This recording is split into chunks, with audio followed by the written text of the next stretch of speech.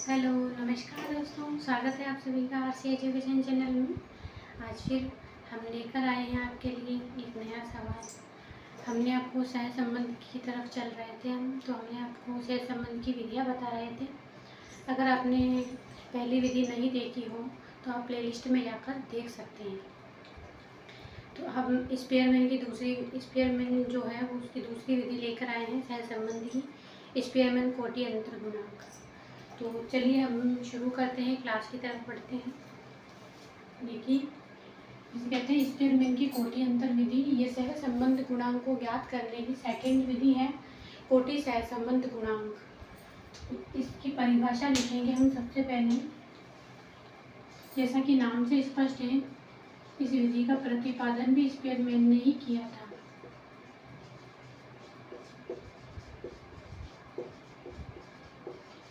इस विधि का प्रतिपादन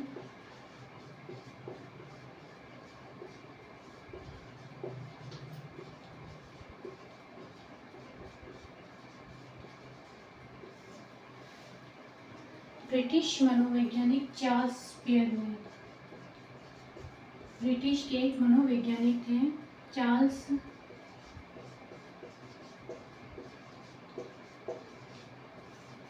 स्पेयरमैन।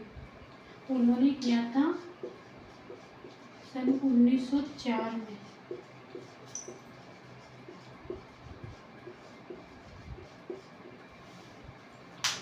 उन्होंने किया था सन 1904 में। यह विधि उन परिस्थितियों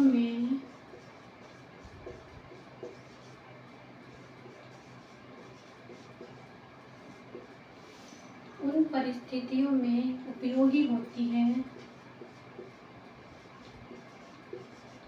इसका उपयोग है ना, ये उपयोग है इसका, ये कहाँ पर इसका उपयोग किया जाता है?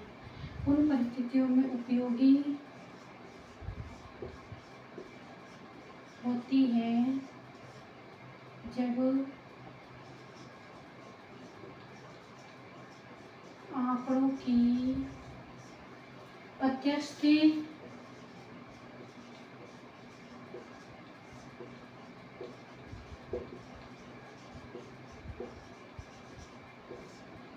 संख्यात्मक माप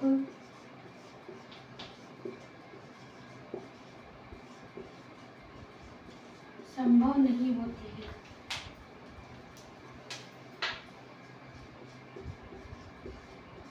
संभव नहीं होती। जैसे एग्जाम्पल में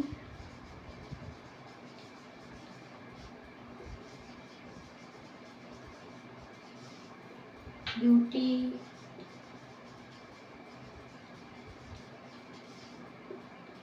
ह्यूमैनिटी, इंटेलिजेंसी,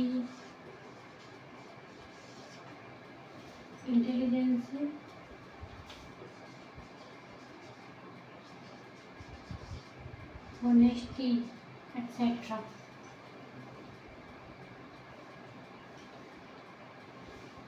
तो देखिए, यह स्पेयरमैन की कोटि अंतर विधि, इसमें कोटि सह संबंध गुणांक भी इसे कहते हैं। तो इंग्लिश में कहते हैं स्पेयरमैन्स रैंक डिफरेंस मेथड, क्योंकि इसके अंदर रैंक निकाल कर इस विधि को ज्ञात किया जाता है। इस विधि का प्रतिपादन ब्रिटिश के मनोवैज्ञानिक थे चार्ल्स स्पेयरमैन। उन्होंने 1904 ईस्वी में इसका प्रतिपादन किया था। और यह विधि जब उपयोगी होती है, इसका उपयोग बता रहे हैं। यह विधि उन परिस्थितियों में उपयोगी होती है जब आंकड़ों की प्रत्यक्षतः संख्यात्मक माप संभव नहीं होती है। एग्जाम्पल के आधार पर जैसे beauty, humanity, intelligence, honesty etcetera वगैरह। ओके, आप लीजिए इसका स्क्रीनशॉट, हम आगे बढ़ते हैं।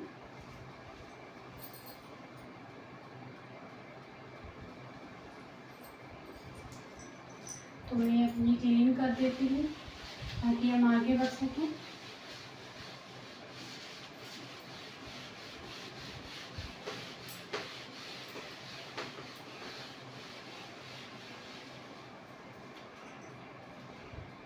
अब मैं इनके फॉर्मूलाज लिख देती हूँ। इनके फॉर्मूलाज क्या हैं?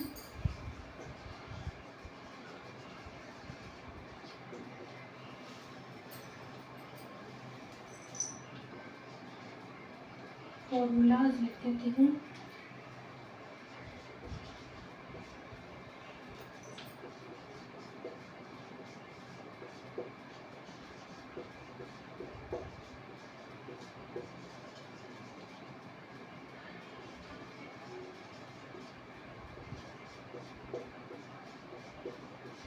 जब श्रेणी में पद रिपीट नहीं होते हैं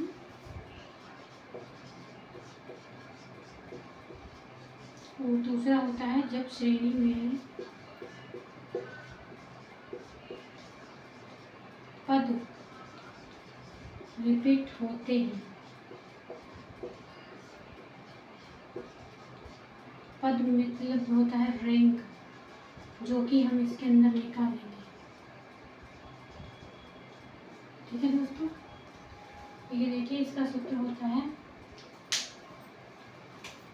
जैसे आर निकालेंगे ना, इसे बड़े बड़े आर से, कैपिटल आर से इसे डिकोड किया जाता है, बराबर 1 - 6 सिग्मा डी स्क्वायर बटा 1 NQ - N। ठीक है दोस्तों, दूसरा होता है सेम ही होता है, लेकिन इसके अंदर पद रिपीट हो जाते हैं, इसलिए 6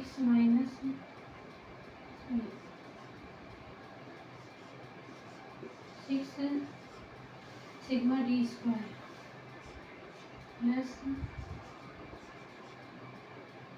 NQ - M बटा 12 प्लस NQ - M बटा 12 प्लस NQ - M बटा 12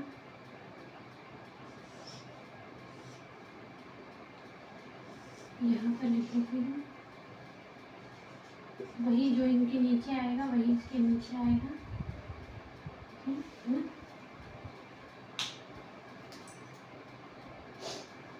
इसके अंदर जो आर होता है, ये आर होता है, इसका मतलब होता है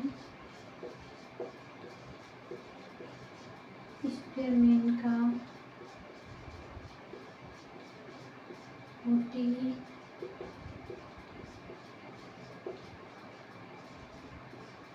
अंतर्गुणांक।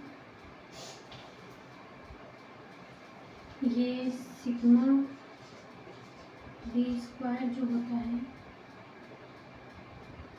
ये होता है इसका मतलब कोटि अंतर जो रैंक निकल रही है उनके वर्गों का योग होता है। n बराबर पद युग्म कितने दे रखे हैं,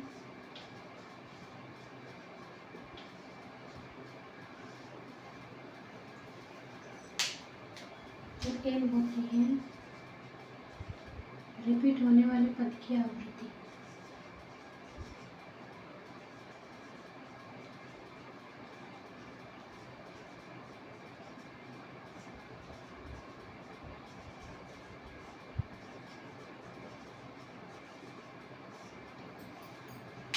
दोस्तों ये हमने आपको उदाहरण लिखवा दिए हैं, सॉरी फॉर्मूलाज लिखवा दिए हैं स्पेयरमैन के, जब श्रेणी में पद रिपीट होते हैं।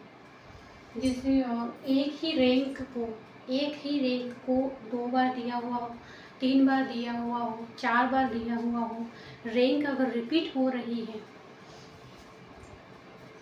तो ये वाला लगाएंगे सूत्र जो है, और अगर रिपीट नहीं हो रही है तो सिंगल ये वाला सूत्र लगाएंगे। ठीक है, जैसे आर बराबर 1 - 6 सिग्मा डी स्क्वायर बटा NQ - N। जब श्रेणी में पद रिपीट होते हैं, रैंक रिपीट होती है, तो 1 - 6 sigma D square plus NQ - M बटा 12 प्लस NQ - M बटा 12 प्लस NQ - M बटा 12 अपोन में फुल अपोन में NQ - N। इसके अंदर आर का मीन्स होता है स्पेयरमैन का कोटि अंतर गुणांक। स्पेयरमैन का कोटि अंतर गुणांक। सेकेंड होता है सिग्मा डी स्क्वायर, ये होता है कोटि अंतर के वर्गों का योग। तीसरा होता है एन, जो कि पद युग्मों की संख्या होती है, पद रैंक कितनी दे रखी है उनकी संख्या होती है। और एम, जो रिपीट हो रही है, आवृत्ति जो हो रही है ना, रिपीट होने वाले पद की आवृत्ति। ठीक है दोस्तों, तो आप ये उतारिए, हम पहले सवाल की तरफ चलते हैं।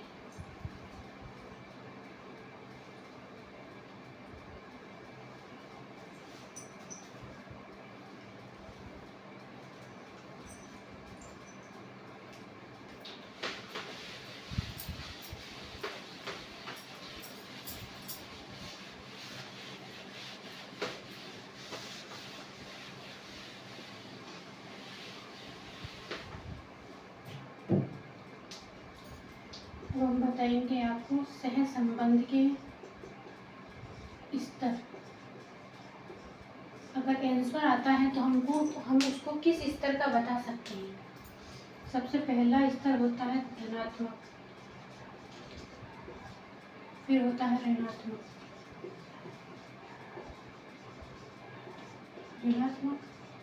ठीक है, धनात्मक, ठीक है। पहला होता है उच्च स्तर,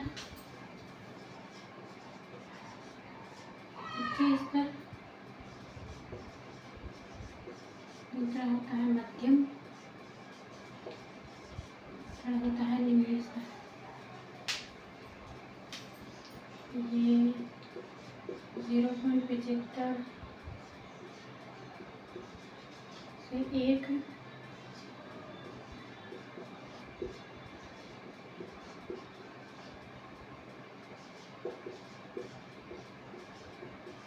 0.25 तक, ये सब प्लस में होते हैं और ये होती है माइनस में।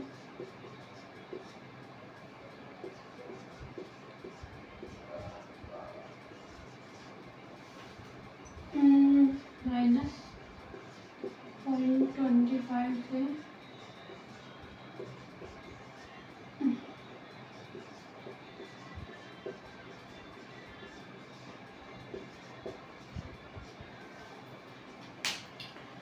तो ये देखिए, ये है सहसंबंधी स्तर। इनके आधार पर हम आंसर को बता सकते हैं कि वो किस स्तर का है। ये होती है धनात्मक, ये होती है ऋणात्मक। उच्च स्तर अगर आंसर 0.75 से 1 के बीच में आता है पॉजिटिव में, तो होता है उच्च स्तर का धनात्मक सहसंबंध होता है। इसी तरीके से ऋणात्मक में ये होता है, अगर जैसे माइनस में आता है 0.75 से 1 तक, तो हम बताएंगे उसे ऋणात्मक स्तर का, उच्च स्तर का ऋणात्मक सहसंबंध। इस तरीके से ये बताएंगे, इस तरीके से ये भी बताएंगे। धनात्मक हो जाता है, ऋणात्मक हो जाते हैं। पहले आप इनका स्क्रीनशॉट ले लीजिए।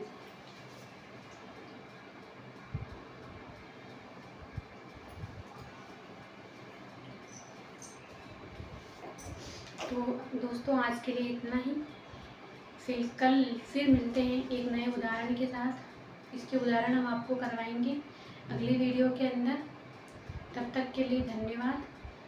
अगर आपको हमारी वीडियो पसंद आई हो तो लाइक कीजिए, शेयर कीजिए, कमेंट कीजिए और सब्सक्राइब करना ना भूलिएगा।